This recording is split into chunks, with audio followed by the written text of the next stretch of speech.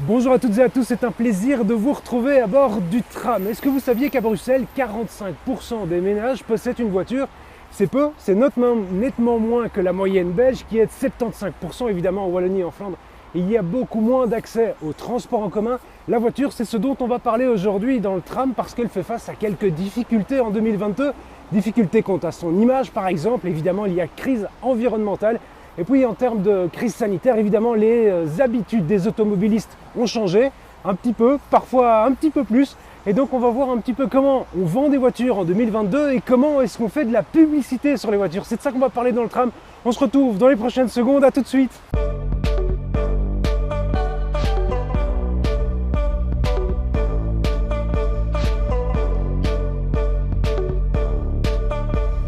L'ami Anis, bonjour, vous êtes stratège en publicité, vous êtes professeur à l'IEX. Je vais poser une question vaste pour commencer. Est-ce que c'est facile de faire de la pub pour des bagnoles en 2022? Alors, je pense que la question, pour moi en tout cas, c'est un point de vue très personnel, n'est pas de savoir est-ce que c'est facile ou pas, mais juste se poser la question des conditions de possibilité d'une publicité qui serait audible pour les gens. Et je pense que cette condition de possibilité aujourd'hui primaire, pour que la publicité des voitures soit audible, c'est que les marques doivent se politiser. Alors que ça paraît bizarre de la part d'un publicitaire de dire que les marques doivent se politiser, mais ce que j'entends par là, c'est que les marques doivent intégrer un peu une variable de justice ou d'injustice dans leur essence de marque, dans la manière avec laquelle ils conçoivent leur campagne et leurs produits. Qu'est-ce que ça veut dire par exemple pour une marque de voiture qui fait de la pub de se politiser? Je vais donner une définition théorique et un exemple concret. Je pense que se politiser, ça veut en aucun cas dire adhérer à un parti politique, c'est juste s'intéresser à la chose commune. C'est-à-dire intégrer, oui, une variable de justice autorégulatrice dans sa marque. Exemple concret, la campagne qu'a fait Volvo récemment pendant la COP et qui était Call Us Out, qui était dénoncer ce qu'on a fait de mal en quelque sorte, qui n'était pas une sorte de repentance, mais de se remettre en question et d'inviter les gens à participer à la conception de ce que devrait être Volvo demain. Et ça veut dire aussi intégrer le fait que cet engagement politique va avoir un coût pour la marque, soit de se séparer d'une partie des clients, soit que le produit coûte plus cher, soit de faire moins de bénéfices éventuellement. Le rôle de la pub a changé en quelque sorte avec la crise écologique. Il faut faire de la pub différemment, il faut plus juste informer, il faut faire autre chose. Clairement, parce que je pense qu'il y a eu, et surtout si on revient à un autre sujet qui est la voiture, il y a eu un glissement, un déplacement du symbole de la voiture dans la société. C'est-à-dire, avant c'était la liberté par exemple, c'est ça? Avant c'était la liberté et le pouvoir, c'est-à-dire la liberté et la séduction. Aujourd'hui, il y a eu un déplacement parce que le symbole de la société a changé d'un point de vue vraiment sémiologique.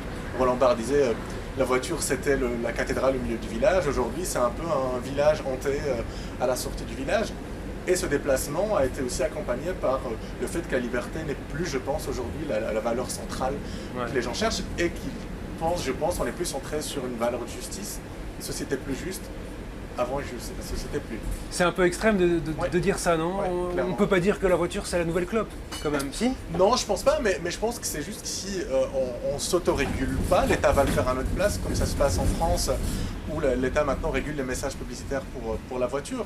Mais je pense que, de toute façon, on a atteint un point de rupture où les gens se posent la question, est-ce qu'on peut faire sans? Et en général, que ce soit dans la vie privée ou professionnelle, quand on se pose la question est-ce qu'on va faire sans, c'est que les gens ne vont pas nous laisser le choix. Et donc, les marques vont devoir intégrer cette variable-là, même si elle est extrême. Mais il y a un constat d'urgence, c'est que la voiture, et ça on ne peut pas ne pas le dire, a pollué depuis des dizaines d'années et que c'est injuste. Et les gens ont intégré ça. Donc, ils ne vont pas laisser le choix aux marques que d'être juste dans leur manière de produire et de communiquer aussi. Se politiser par exemple, ça veut dire se couper de tout un public aussi, c'est prendre un sacré risque quand on vend par exemple quelque chose, que ce soit des voitures ou autre chose. Clairement, je pense que c'est un énorme risque pour les marques, c'est ce que je disais, se politiser, s'engager. Au-delà de l'autoproclamer, il y a plein de marques qui le font. Je pense beaucoup d'exemples, on a vu récemment par exemple le CEO de Polestar qui ne produit que des voitures électriques comme Tesla, a juste déclaré récemment que dire que les voitures électriques étaient écologiques est un mensonge en soi et qu'on ne peut plus mentir aux gens. Et ça a un coût effectivement d'image, de marque, mais sur le long terme, je pense que la survie des marques en dépend et qu'il faut le dire, sinon on disparaît un peu plus tard. Comment différencier le fait de se politiser par exemple avec un gros coup de pub? On voit par exemple qu'il y a une célèbre marque scandinave qui a annoncé il y a quelques années qu'elle n'allait plus faire de moteur thermique. Où en est la différence entre le coup de pub et le vrai positionnement politique là-dessus? Exact. Je pense que aujourd'hui, il y a des marques qui s'engagent, mais de manière hyper exogène, c'est-à-dire qu'elles s'accaparent plus ou moins des causes et essayent de soutenir ces causes-là. Moi, je parle vraiment d'intégrer cette politisation, en tout cas cette valeur de justice et d'égalité, de manière endogène, dans la manière dont on conçoit les marques. Par exemple, je pense que le label Fairtrade va sûrement se généraliser, ne va plus être cantonné aux produits de chocolat ou de café, mais va arriver aux produits où le panier d'achat est très élevé, comme peut être une voiture. Et je pense qu'être Fairtrade, c'est une manière de se politiser. C'est une petite révolution, ça, dans le monde de la pub, alors où on est aux alentours de 2020. Mais je ne pense pas que ce soit une révolution, parce que je pense qu'on est un peu en retard. Donc je pense qu'on va essayer de rattraper le retard, parce que la pub a pu être à un moment donné vectrice d'émancipation, mais pour l'instant, on est plus dans la conservation, la réaction. Et je pense qu'on va essayer de rattraper le retard et voir la révolution un peu plus tard, je pense. La pub en pleine révolution, si je vous entends bien, c'est ce que peut dire alors un publicitaire progressiste, on peut vous appeler comme ça, un publicitaire progressiste? Je m'autoproclamerai. Allez, je prends. Eh bien, on va voir ce qu'en pense le responsable marketing d'une grande marque de voitures. En tout cas, merci à vous, Nabil Anis. Merci Thomas.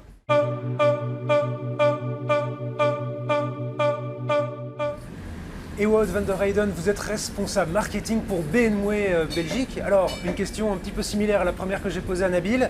Facile ou pas de vendre des voitures en 2022?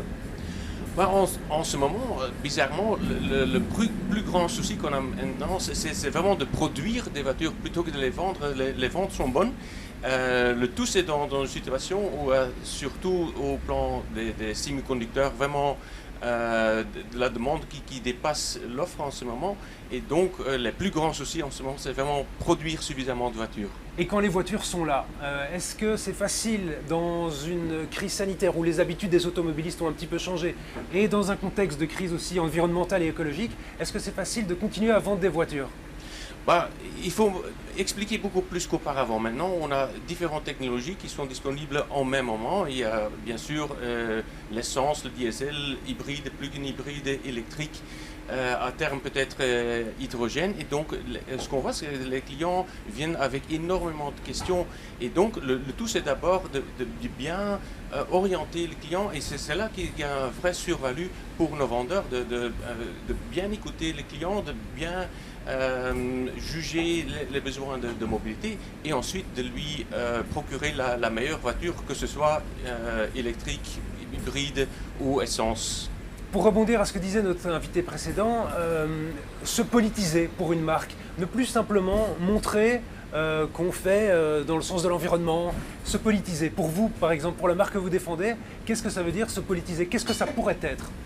Pour nous, c'est surtout communiquer clairement ce qu'on va atteindre et ensuite rester sincère à ça. Pour nous, le message est très clair. Nous, on veut réduire les taux d'émissions de CO2 de 50% en phase d'utilisation de la voiture, et ce qui est la phase la plus importante, avec 70% des émissions. Et donc, d'ici 2030, on veut réduire ces émissions de 50%. Et au-delà de ça, on veut réduire en phase de production de la voiture dans nos usines de 80% dans la même période.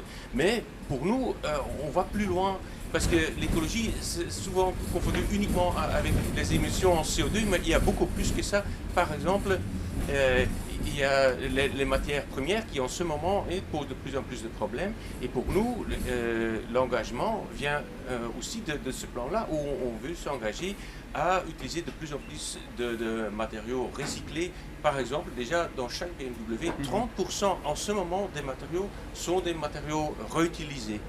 Avant, l'image de la voiture, c'était la liberté. Oui. On est passé par différentes phases, on a vanté la puissance aussi pendant toute une période. Il y avait aussi une phase sexiste où c'était quelque chose de très viril, très masculin la voiture. Oui. Aujourd'hui, en 2022, quels sont les messages que vous portez pour la voiture, pour vendre vos voitures? Très récemment, on a fait le switch entre la phase qu'on appelait du marketing expérientiel, où on voulait surtout montrer la voiture et le style de vie attaché à cette voiture. Depuis 1 an, 2 ans maximum, on vise beaucoup plus sur les valeurs attachées à la marque, tout simplement parce qu'on a vu surtout pour les clients. Et quelles sont-elles ces valeurs? Pour nous, il y en a deux. Il y a la joie et garder la joie même dans le futur le plaisir de conduire, si vous entendez. Le plaisir de conduire, mais aussi dans le futur. Et pour garder ce plaisir de conduire, il faut bien sûr s'orienter vers l'écologie, tout simplement pour pouvoir offrir des voitures avec... on offre la mobilité individuelle, mais aussi sans devoir se sentir mal. Et donc, on a besoin de voitures très respectueuses pour l'environnement, pour garder ce plaisir de conduire sans devoir se sentir coupable de rouler en voiture. Parlons un petit peu des supports de la publicité. Je suppose que le digital prend énormément le pas sur les autres manières de faire de la pub. Comment ça se passe, cette transition? Oui, c'est une transition en continu. On voit que l'importance du digital augmente et ça va encore continuer.